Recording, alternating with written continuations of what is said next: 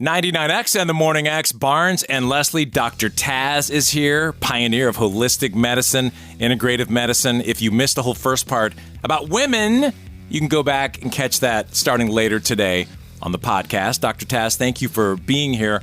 I know you have your clinic in Brookhaven. I do, yes. I'm a member. Not a member, but I mean, I've gone.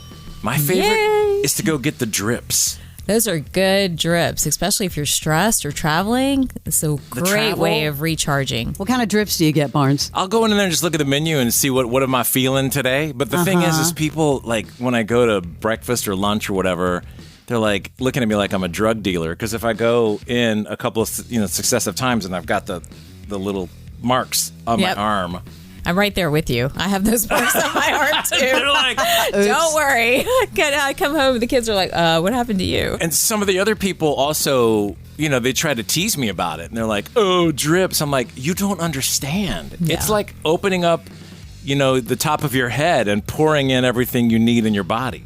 Definitely. I mean, most of us are walking around depleted, honestly. We're not, even when we're trying to eat healthy, we're still not getting the nutrients we need, but we're running at like 150 to 200% on any given day. That math does not add up. Yeah. And so getting some of these drips where you're getting like this infusion of nutrients, things that help you detox, help you deal with the environment we're living in today.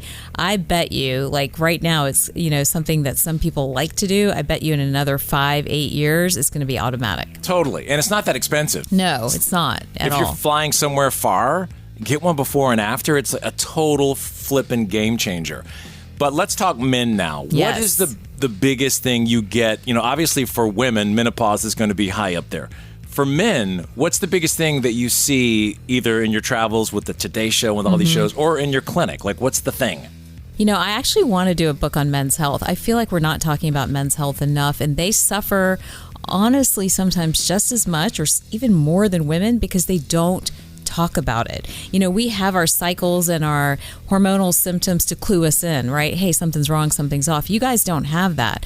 And so I feel like it sneaks up on you. So men are dealing with a couple of different things. They're dealing with weight gain that comes out of nowhere, mainly belly fat, and they're super frustrated by it. They're dealing with depression and anxiety when they normally were super happy-go-lucky guys, and all of a sudden there's this grumpy old man or grumpy middle-aged man syndrome that sort of, sets in. So that's another one. And I think the third most, disturbing one is just a big spike in cardiometabolic issues. So they have a lot of heart conditions, high cholesterol, high blood pressure, diabetes. We see all of this creeping up on men. And, there's studies that try to pin the age down, but one of the critical ages is right around 40. Somewhere late 30s to early 40s is where we see a lot of these changes with men. And a lot of that is, again, hormones, not to beat the same drum, right? But we see a decline right around that time. Actually, it's shifting earlier. More and more studies are showing that's shifting earlier and earlier. But usually it's right around your late 30s where testosterone levels start to go down. And then with the stress and the running around and everything else that's going on nowadays and being, overly connected, men are also crashing their cortisol levels. They're crashing their thyroid. So we're catching all of that in practice. But again, for the guy that's not proactive, that's like coming in and saying, hey, I just want to see where I am, and is waiting until one of these kind of buckets get activated, they're coming in pretty sick. And so we're sort of unwinding and being like, okay, where do we start? Do we start with diet? Do we start with lifestyle? Do we start with hormones? Like, what is the next best step for you? But those three things, I think the weight, the mood, and then the cardiometabolic component are the biggest risk and threats to men's health. So speaking for the men, because I'm the only one here right now, I'm surrounded by you women. And I don't have a big beer belly, but every man is going to think, oh, I'd like to lose a little bit of the belly fat. Right. Actually, one time I went in at your place and I was like, which one? What am I going to do today? I said, give me the fat loss one. Yeah. And the guy goes, well, how much weight do you want to lose? I go, I don't know, 3 pounds. He's like, I don't know if this is the right thing for you. Right. But I'll try anything. But how do guys lose that belly fat? Like, you can't target it, right? I mean, you have to. Yeah. I mean, I think belly fat, the number one thing for everybody to understand is connected to insulin and blood sugar. And so you have to change the way you eat. So M&Ms are a no. M&Ms are a no. Damn it. Getting in more of that protein. You have to watch the alcohol. I feel like a lot of our culture is around deal making and drinking and big dinners and all that other stuff. But when you cross a certain threshold, and that varies for different folks, when you cross a certain threshold, you know, all of that is turning into high blood sugar, high insulin, and then you're storing fat first around your liver and colon and then ultimately around your belly.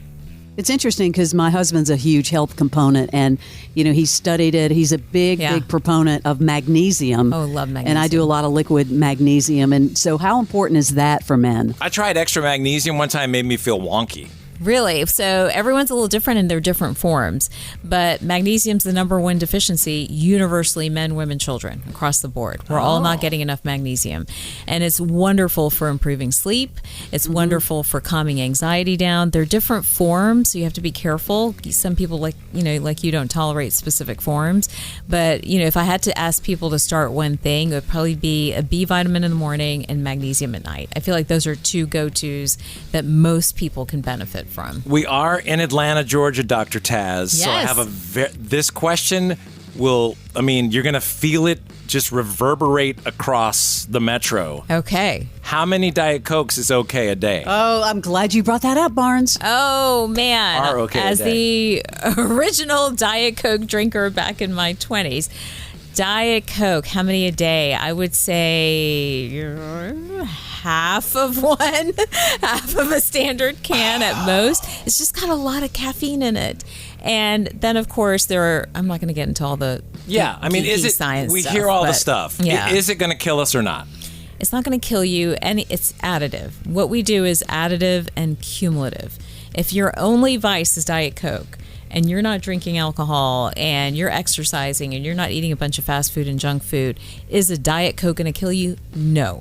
But if that Diet Coke is now leading to fast food and other behaviors, that's more problematic. Because I can easily do 4 to 6 a day. No, you cannot do that. I'm just being honest. I'm just being honest. Oh, and that's a little too much. But I will say that you don't know this, Leslie. A week ago, I gave it up. What? How do you feel? I went cold turkey. I've not had a Diet Coke. I'm drinking iced tea, unsweetened right now. I'm proud of you, Barnes. I'm struggling just when I walk past, I see a can. Yeah. Like it does It's pull. good It stuff. wants to pull me in.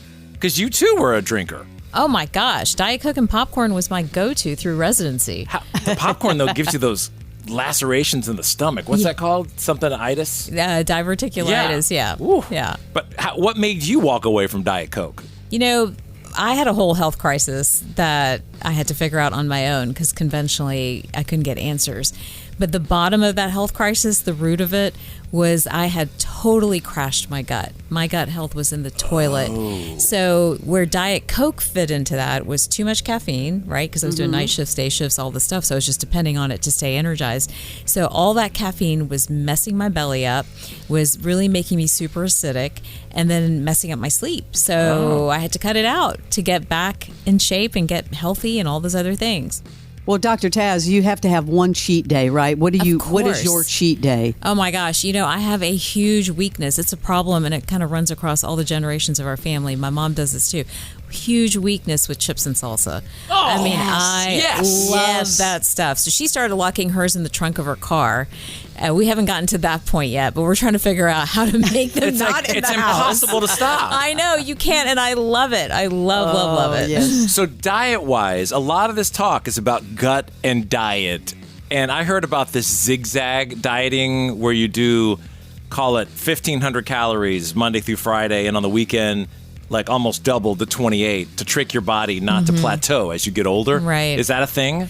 It is a thing. When intermittent fasting was a thing, what we found, the fallout of that was it was sort of lowering everybody's metabolic set point. So alternating, amounts or even just fasting once a week or twice a week is a good idea. You don't want to ever gorge or undereat. I don't like that. That's too much, it's too much chaos for the body.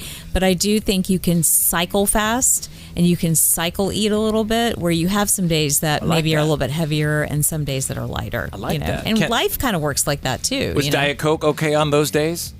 If that's your thing, I should have your Diet Coke. Dr. Taz, right now, tell me, if I went cold turkey, should I stay cold turkey, or is it okay to introduce one every now and then and just have one? One every now and then is absolutely fine. Okay. Absolutely fine. What is every now and then?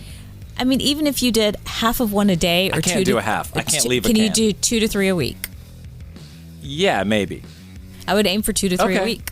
And that's not going to kill me? Not at all. And make a dent in my whole thing? No, not at all. Can you put some of that in my drip bag? I can't put it in your drip bag. Just put half a Diet Coke in my drip we bag. We can hand you a Diet Coke and give you a drip. There you go. Perfect. I do have a serious question, though, because, so many of us know people that are taking Ozempic, Wegovy, that don't actually need to. They just want to drop 10 pounds. Right. I'm like, well, how about eat healthier? But thoughts on that? I am dead against people taking it to drop 10 pounds. Now, if you have a high leptin level that we check in practice, or you have more than about 20-ish, 30 pounds to lose, absolutely game changer for those people that are so stuck. But the 10 pounds, I don't like it. I feel like the side effects are not worth that type of... or paying $1,300 a month. Correct. We don't know the future for that either. It's and then they say you're on it forever. That's scary. I mean, I'd rather you holistically, not to overplay that word, deal with where this is coming from, which is usually gut health, hormone health, stress and sleep, and then where your movement is in the grand scheme of your day. This guy, Leslie, I saw over the weekend, he goes, do I look different? I was like, what? I started Wegovy or whichever one. And I was like, how many pounds do you need to lose? He's like, I don't know, like 6 or 7. I'm like, dude, that's terrible. 1,300? No. Like $100 and something bucks a pound? Yeah. And that's just by the month. Yeah. Anyway, well, Dr. Taz, thank you. What's the book you have in your hand? Is that new? So this is the one Leslie was talking about. It's The Hormone Shift. The Hormone Shift. Yep. So it came out in October, so still doing its thing, like in different countries. Amazon and everywhere? Amazon and everywhere. But, this is a topic for all of us. It's even for our teenagers. That's probably a story for a different day. But all of us need to be thinking about hormones, where it plays into the grand scheme of health, and thinking about health holistically. Well, please give Gwyneth our best. I will. Tell her to come on. She's lovely. Come on. We need to have you back on, Dr. Taz. Yeah. This was awesome. It'd be cool to have you on and take callers. That would be fun. Be kind of cool. Yes. All right, Dr. Taz, Center Spring MD is over in Brookhaven on Dresden. We are the Morning X. Thank you, Dr. Taz. Thank you. This is the original. It is 99X.